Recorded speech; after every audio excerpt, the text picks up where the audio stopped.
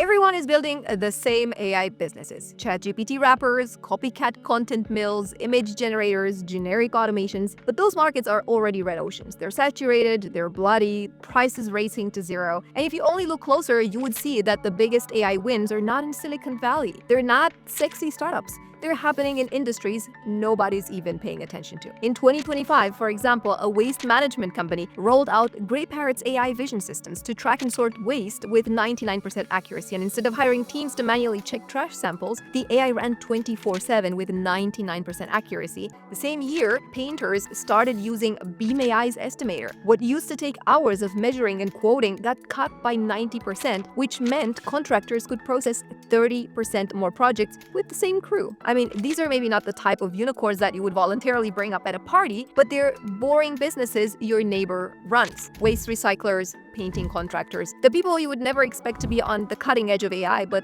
they are. In every technological shift, the fortune doesn't go to the people who do more of the obvious thing. It goes to the ones who spot the overlooked angle before anyone else. And while everyone else is chasing scraps or sexy startups, I've been mapping out something different, opportunity space that almost nobody is talking about. So today I'll walk you through 6 under-the-radar industries that add up to 3.76 trillion opportunity map. And I'll show you why each of these is such an underrated but massive opportunity market, how AI can transform them, and what it would actually look like for you to step in right now. And by the end, you will see exactly where the next blue oceans are and how you can claim your piece before they're crowded or red. If you've ever felt like you're late to the AI gold rush, well, you're not. You are just looking in the wrong direction, because while everyone else is chasing another chatbot idea, the real money is flowing into industries that nobody is watching. So are you ready? Good. Niche number 1. This one is healthcare related, specifically type 2 diabetes. Unsexy? Maybe, but here is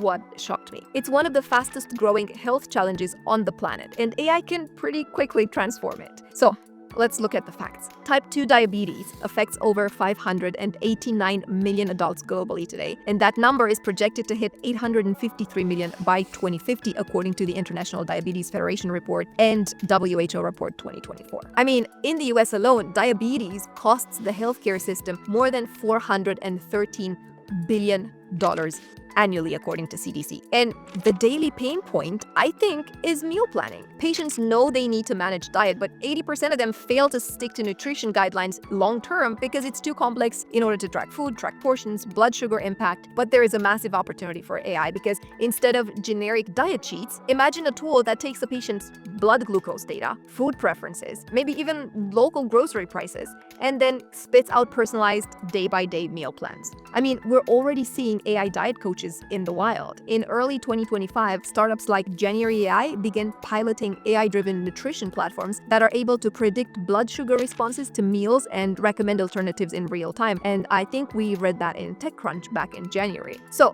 how do you get in? Probably a number of ways that you can get in as a solopreneur. You can start small. You can offer an AI-assisted meal plan template for diabetic support groups, or for local clinics, or for any specialist in your area. You can use ChatGPT, GPT-5 or 4 or another LLM to fine-tune prompts to create dynamic meal plans based on inputs like budget and cuisine and health restrictions. And then you can layer in a simple, Airtable or Notion tracker where patients can log meals and AI adapt recommendations weekly based on those logs. This way, you could consider charging clinics or coaches a certain amount per month to provide this and add value to their patients. And I'm not talking about building a full startup. I'm talking about offering a done-for-you AI meal planning system as a service. So, bottom line, the bigger the problem, the less you need to convince people to pay for the solution. And I think this one is a really critical one, okay? Because diabetes is a $300 billion problem, which makes meal planning a wedge that's small enough to start but powerful enough to scale. Now,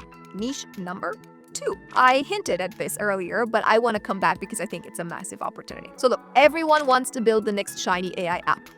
Meanwhile, garbage trucks are quietly becoming billion-dollar efficiency machines. Waste and recycling may sound boring, maybe not so enticing, but it is a 1.2 trillion global industry according to Precedence Research waste management market, and AI is already starting to reshape it. So let's look at the market, okay? Cities and companies are losing billions every year to inefficient collection routes and contamination in recycling streams and rising landfill costs. So for example, in the US, we found that $2.6 billion is lost in recyclable value due to contamination. And the pain, I think, is very obvious, it's super clear. Recycling centers and municipalities need smarter, cheaper ways to manage waste, but they don't have in-house AI talent. How can you bring AI to this kind of niche? Well, AI vision systems can now spot recyclables on conveyor belts with up to 95% accuracy compared to 70% with human sorting, according to Fast Company. I think it was February 2025. And there's actually a company that I read about, I think it's called Amp Robotics, that piloted systems in Colorado that cut landfill-bound waste by 40% in under 6 months, saving operators millions. And on the logistics side, AI-powered route optimization software is able to reduce fuel costs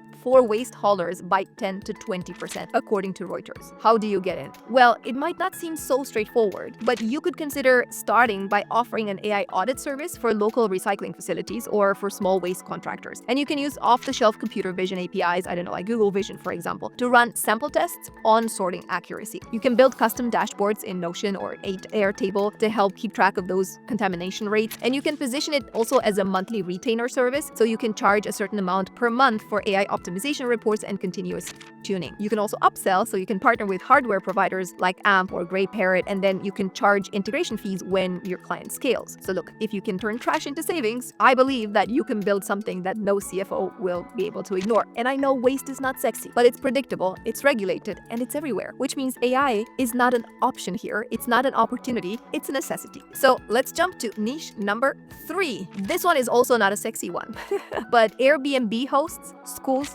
hospitals, and office buildings all share this one big problem: cleaning schedules that make or break customer trust. The global cleaning and facility services market is worth $390 billion, according to Fortune Business Insights 2024 report. However, most companies still run on pen and paper schedules or clunky spreadsheets. I think the pain point is very, very simple, but also very, very brutal. Missed cleanings equals bad reviews. Overscheduling equals wasted payroll. And poor documentation is a big liability risk. In the US alone, janitorial mismanagement costs businesses over $10 billion annually in wasted labor and customer churn, according to Statista. So how can you bring AI into this? Well, AI-powered scheduling tools can cut missed appointments by 30% through predictive demand, according to McKinsey. In the UK, a facilities agency piloted an AI photo check system where cleaners upload a quick photo and AI flags missed areas, for example. And the result there was pretty astonishing: 25% reduction in complaints in just 3 months, according to BBC News. And route optimization tools are also shaving maybe 10-15% off travel time for mobile cleaner crews, according to Reuters. So how do you get in? Well, this is a classic wedge for a solo entrepreneur, in my opinion, because you can offer a cleaning operations audit, so you can show how much time and money they're losing with current scheduling. And then you can deploy an AI scheduling app. You can use a lot of free tier SaaS options there. And you can layer in computer vision, if you want to get fancy, for quality assurance. So you can use Google Vision or RoboFlow to auto-flag missed spots from before and after photos and things like that. Now look, AI doesn't clean faults, it cleans inefficiencies. So for solo builders, this niche is gold, I believe, because it's high volume, it's super low tech, unless you want to get fancy with the computer vision, and it's desperate for reliability. Every business needs cleaning, and AI makes it cheaper, faster, and more accountable. Okay, niche number 4. So this one is something that I personally care about a lot. It has to do with the elder care industry because it is worth 1.2 trillion globally, according to Grand View Research 2024. But the paradox is, while healthcare gets cutting-edge AI, elder care is still managed with sticky notes and phone chains. But the data shows that by 2050, 1 in 6 people worldwide will be over 65, according to WHO. However, staffing shortages already plague the sector. The US is projected to be short 151,000 people, according to BLS, by 2030. And families worry about 2 things: safety, falls, emergencies, missed medication, and reliability, caregivers showing up, being matched to needs, and so on and so forth. So how can AI help? Well, there's already some really nice examples. In Japan, for example, home care agencies use AI triage chatbots to intake patient concerns and route caregivers fast, cutting response times by 40%, according to Nikkei Asia 2025. And in Canada, an elder care pilot used AI fall detection and caregiver routing to lead to 22% fewer hospitalizations in just 6 months. And AI scheduling optimizers are already reducing no-shows by 15%, according to Forbes. So what does a solo builder, a solopreneur, do in order to get in? Well, you don't need to build a full medical AI. You can just start simple. You can offer agencies care operations audit to show how much time and money is lost on scheduling chaos. You can deploy AI scheduling tools. You can use NA10, you can use Airtable, automations, agents. You can add fall detection and monitoring using off-the-shelf computer vision. I keep mentioning this because I think it's really interesting. And then you can package this as a retainer, a monthly amount that they will pay you in order to have access to this kind of insight. Look, AI will not replace human care, but it can amplify it. And in elder care, AI does not reduce compassion, but it buys caregivers more time to be human. So let's move to niche number 5. This one is something that actually came up as an idea in our founders community, which I'll talk more about later. And it has to do with painters, because painting might not sound like a $1 trillion industry, but the numbers tell a different story. The US painting contractors market is projected to reach $211 billion by 2029, according to Grandview Research. And it's fragmented, hyperlocal, and full of inefficiencies that AI can track. So here's the reality that most contractors have to deal with. They spend hours driving to properties just to give a quote. They schedule crews is entire nightmare because of weather delays, because of changing orders, because of labor shortages, which constantly throws off their timelines. Their cash flow suffers when estimates aren't accurate or projects drag longer than expected. So there is a lot of opportunity that AI can turn these pain points into leverage. So you can look into AI estimators, for example. You can have them upload a few photos of the property, and then AI can calculate the square footage, the surface,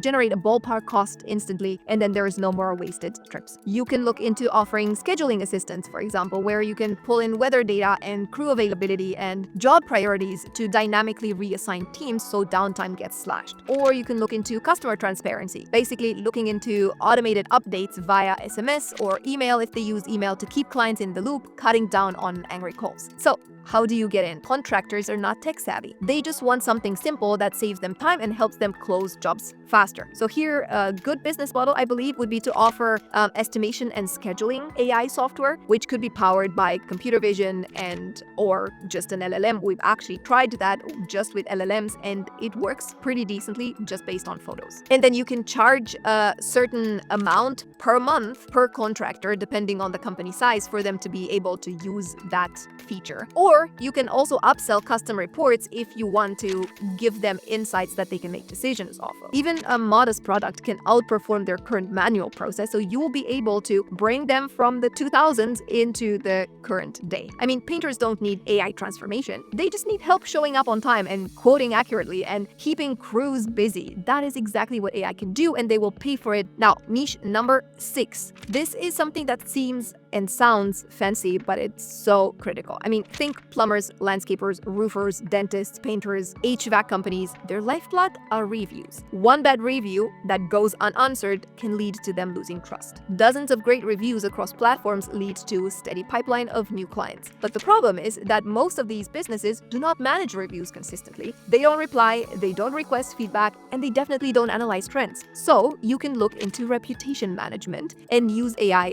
to make this simpler. So you can look into creating an auto reply, like a GPT that can generate polite, personalized responses to every single review, whether it's positive or negative. You can look into sentiment analysis, for example, where AI can flag recurring issues before they turn into reputation problems. You can look into implementing an automation for review requests, where automated texts and emails can nudge happy customers to leave, hopefully, 5-star reviews. And you don't need advanced tech, you just need to combine simple tools for something like this, like Zapier or Make or NA10, build simple automations. And there's very little competition right now in the AI reputation niche because most agencies still do all of this manually. So if you're thinking about a business model, you can have, for example, a starter package where you charge a smaller amount per month for automated review replies. You can maybe then have a growth package where you charge a bit more and you can add proactive review requests or trend reports, and then have a premium package where you give a full service reputation management where you have AI-driven insight and your own oversight. And I know it's not glamorous, but if you control a business's online reputation, you control their customer pipeline, and that makes you very hard to fire. Thank you so much for watching. Thank you for being here and staying with us till the end. Like this video if you did, be sure to subscribe if you haven't done so, and also make sure that you share this with anyone in your circle of friends or family who is interested in doing something with AI and waiting for this magical opportunity. And if you want to take this one step further and actually apply it together with over 11,000 other people who are on the exact same path as you are, you're more than welcome to come and join us to our free school community. We have so much fun over there. We have challenges every 2 weeks where we actually apply everything that I talk about on this channel. And we also have calls every 2 weeks where you can come and ask your questions and hang out with everybody else. We have such fun and such great conversations, so you don't want to miss out on that. Thank you so much. Until next time, I suggest you go ahead and watch this video over here, and I'll see you soon. Bye.